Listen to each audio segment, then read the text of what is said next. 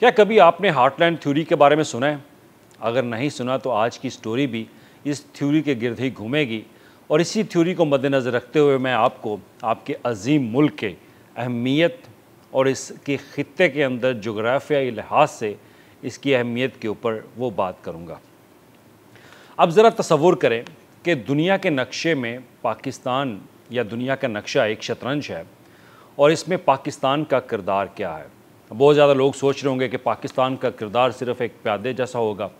تو اس کا جواب ہے نہیں، پاکستان اب پیادہ نہیں رہا۔ پاکستان اب یا تو قلعے کا کردار ادا کر رہا ہے یا پھر ایک گھوڑے کا کردار ادا کر رہا ہے۔ قلعہ جو وہ افق کی طرف لائن کو سیدھا مد نظر رکھتے ہوئے چلتا ہے، اور وہ گھوڑا جو اچانک چھلانگ لگا کر چال ہی بدل دیتا ہے۔ تو پاکستان اب پیادہ نہیں رہا، پاکستان وہ گھوڑا اور قلعہ بن چکا ہے جن کی چالوں سے اب ویسٹ پریشان ہے، اور یہ ان کے لیے ایک ڈراؤنا خواب بن چکا ہے۔ تو لہٰذا اب بات کرتے ہیں کہ ویسٹ آخر اس خطے سے پریشان کیوں ہے، ان کو یہ ڈراؤنے خواب کیوں آ رہے ہیں۔ تو اس کی ایک وجہ یہ بھی ہے کہ جو ایرویشیا ہے، اس کے اوپر بہت زیادہ اسٹڈی جو ہے وہ کی جا چکی ہے، بہت زیادہ اسکالر جو ہیں وہ اس کے اوپر لکھ چکے ہیں کہ اس کی خطے کے اندر اہمیت کیا ہے، اور اس کی پاکستان کے لیے اہمیت کیا ہے، اور پاکستان کا کیا کردار ہے اس خطے کے اندر۔ تو اس پر آج ہم بات جو ہے وہ کریں گے۔ تو آخر ویسٹ اس خطے کو لے کر پریشان کیوں ہے، اور وہ کیوں چاہتا ہے کہ یہاں اس خطے کے اندر امن وہ قائم نہ رہے، بے امنی رہے، ہر طرف لڑائی اور جنگ رہے۔ اور اسی وجہ سے آج ہم دیکھ بھی رہے ہیں کہ مڈل ایسٹ کے اندر جو ہے وہ لڑائی چل رہی ہے۔ اس کے علاوہ خطے کے دیگر ملکوں کے اندر بھی جو تبدیلیاں نظر آ رہی ہیں، وہ بھی اس کی کڑی ہے کہ آخر ویسٹ کیوں چاہتا ہے کہ ہمارے اس خطے کا امن وہ تباہ رہے اور برباد رہے، بے امنی رہے، تاکہ وہ اس خطے کو کنٹرول کر سکے۔ اب اس میں سمپل سی بات ہے، اگر پاکستان کی بات کر لی جائے تو پاکستان ایک ایسا برج ہے جس کے تھرو چائنا اپنی جو اکانومی ہے اس کو بڑھانے کے لیے، اپنی تجارت کو بڑھانے کے لیے پاکستان کا راستہ اختیار کرتا ہے، اور وہ جو گادر پورٹ ہے ہماری، وہاں سے مڈل ایسٹ تک، یورپ تک اپنی سپلائی جو ہے پہنچانا چاہتا ہے۔ تو مغرب یہ چاہتا ہے، ویسٹرن کنٹری یہ چاہتے ہیں کہ چین کی بحرہ ہند تک رسائی اس کو ہمیشہ کے لیے روکا جائے، اور اس کے بعد جو سینٹرل ایشیا کے اندر تیل کے ذخائر موجود ہیں اور دیگر معدنیات موجود ہیں، ان پر قبضہ کیا جائے۔ پاکستان کے اندر بھی ایسی وسائل اور معدنیات موجود ہیں، اور اس پر قبضہ کرنے کی کوشش جو ہے وہ کی جا رہی ہے۔ لیکن اس میں پاکستان کا کردار جو ہے وہ برج کے طور پر، یعنی کہ پاکستان کا ایک پل بن جانا جو کہ مشرق وسطیٰ، وسطی ایشیا اور چین کو آپس میں جوڑ دے۔ اب یہ مناظر جو ہیں، یہ منظر جو ہیں وہ ویسٹ کے لیے بہت خطرہ سمجھا جاتا ہے، اور ویسٹ اس کو لے کر ایک ڈراؤنا خواب جو ہے وہ دیکھتا ہے۔ پھر اس کے بعد ہمیں ایک تھیوری یاد آتی ہے برزنسکی کی، جس نے کہا تھا کہ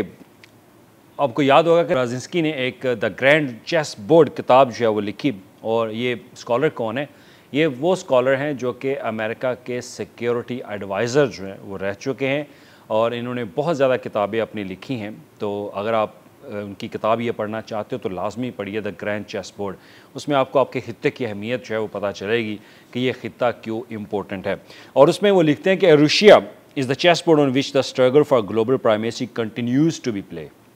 یعنی روشیا وہ بساط ہے جہاں اصل عالمی جنگ جاری ہے، اور پاکستان اس بساط کے بیچ میں ہے۔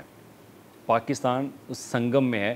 جہاں پہ اس خطے کے اندر پاکستان کی اہمیت ہم سب کو سمجھ آتی ہے۔ اور اگر یہ ملک چین اور خطے کے ساتھ جڑ جائے، یعنی کہ پاکستان اگر دیگر خطوں کے ساتھ جڑ جائے،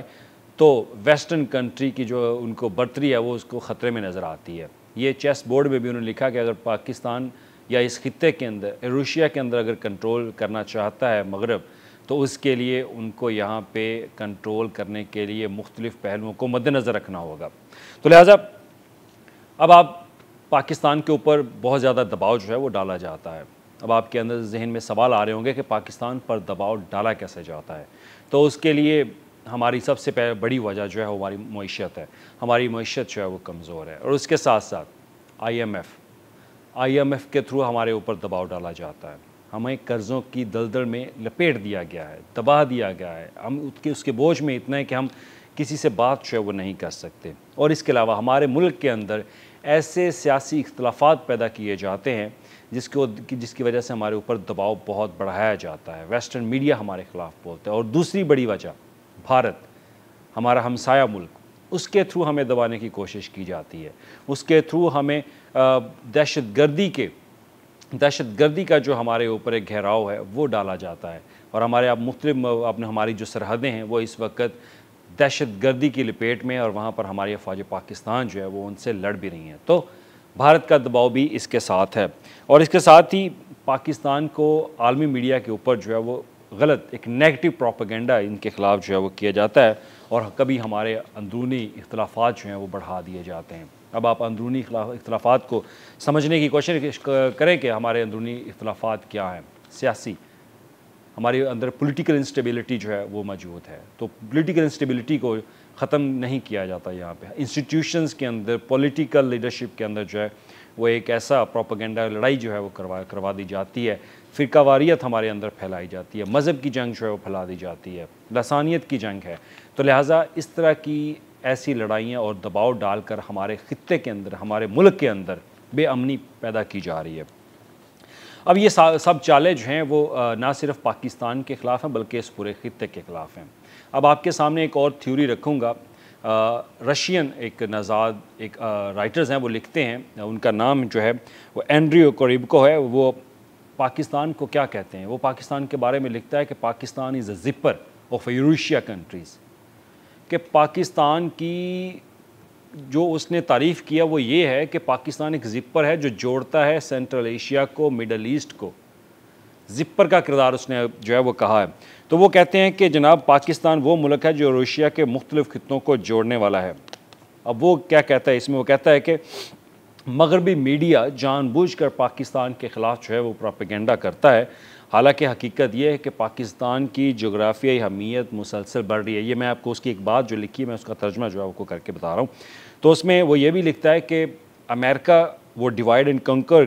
کی پالیسی جو ہے وہ اپناتا ہے، یعنی تقسیم کرو اور حکومت کرو والی پالیسی کو اپنا کر اس خطے میں ایک نئی بے امنی جو ہے وہ پیدا کرنا چاہ رہا ہے۔ اور یہ بھی کہا کہ امریکہ ہمیشہ جو ہے وہ جغرافیائی لحاظ سے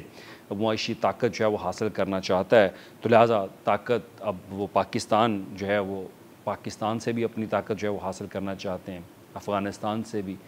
نظر ان کی صرف چین کے اوپر، رشیا کے اوپر اور گلف کنٹریز کے اوپر وہاں پہ رکھنا چاہتے ہیں۔ لیکن اب اس تمام سینیریو کو میں موجودہ کھیل میں آپ کو سمجھاؤں گا کہ موجودہ کھیل اس وقت کیا چل رہا ہے۔ اب آپ ایک لمحے کے لیے سوچیں کہ اسرائیل غزہ کے اندر جو ہے وہ لڑائی کر رہا ہے، غزہ کے اندر مسلمانوں کو بے رحمی سے ان کا قتل جو ہے وہ کر رہا ہے، لیکن کوئی پوچھنے والا نہیں ہے۔ اور اس کے ساتھ ہی اسرائیل بھارت کو سپورٹ کر رہا ہے۔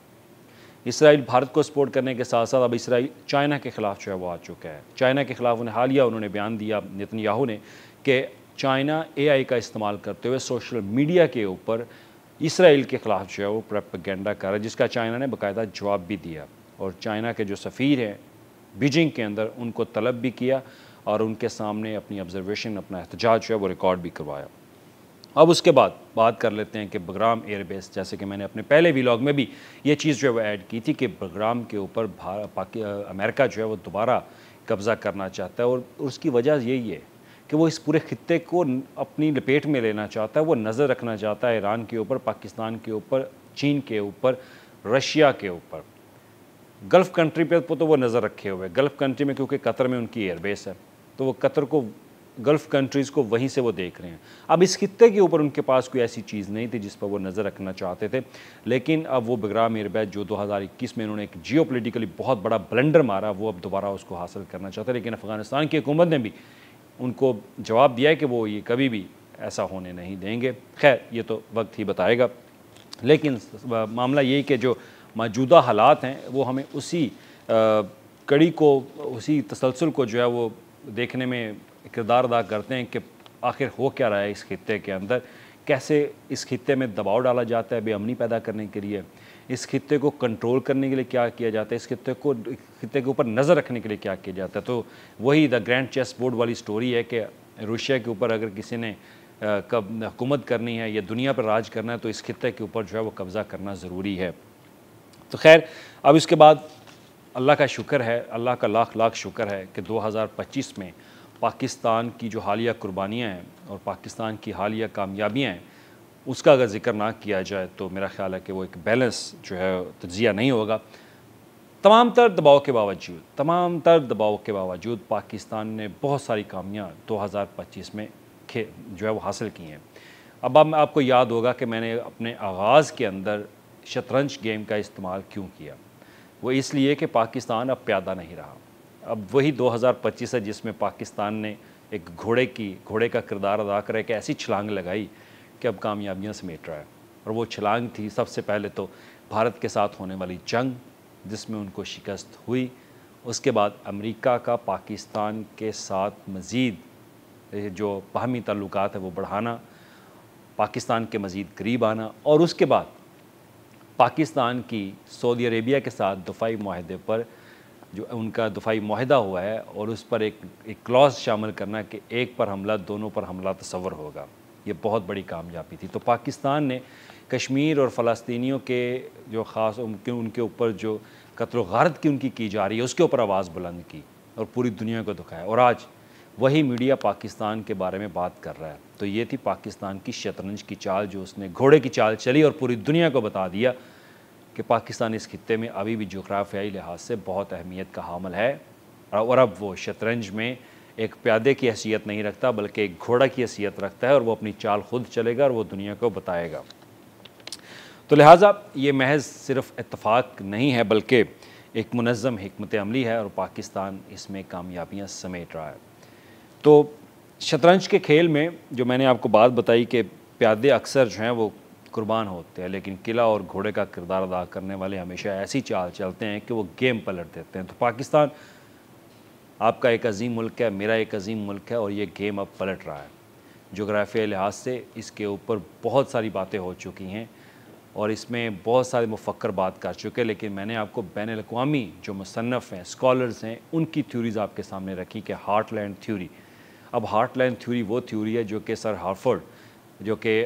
یو کے ایک جغرافیائی لحاظ سے ایک بہت بڑے مصنف تھے، سیاست کے معاملے پہ بھی انہوں نے بہت لکھا۔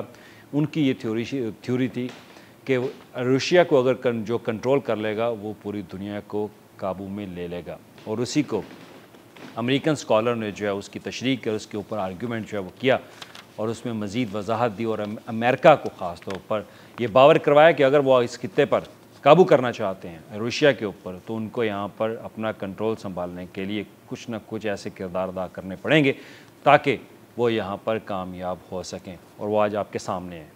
اسرائیل بھارت کو سپورٹ کر رہا ہے،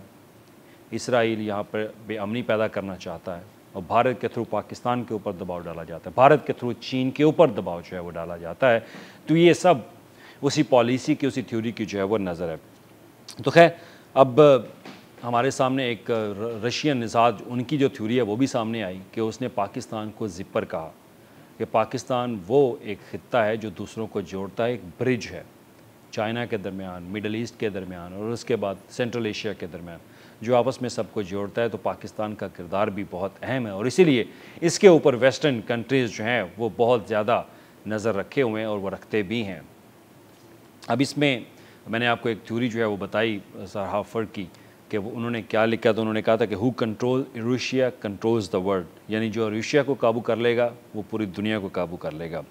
تو اسی طرح روشیا، پاکستان جو ہے روشیا میں بیچوں بیچ میں ہے، وسط میں ہے، سنگم میں ہے، تو پاکستان کا کردار بہت اہم ہے۔ لیکن ہمارے لیے جو لیسنگ لرننگ ہے، جو میں نے آپ کے سامنے ایک خاکہ رکھا، اس خاکے کی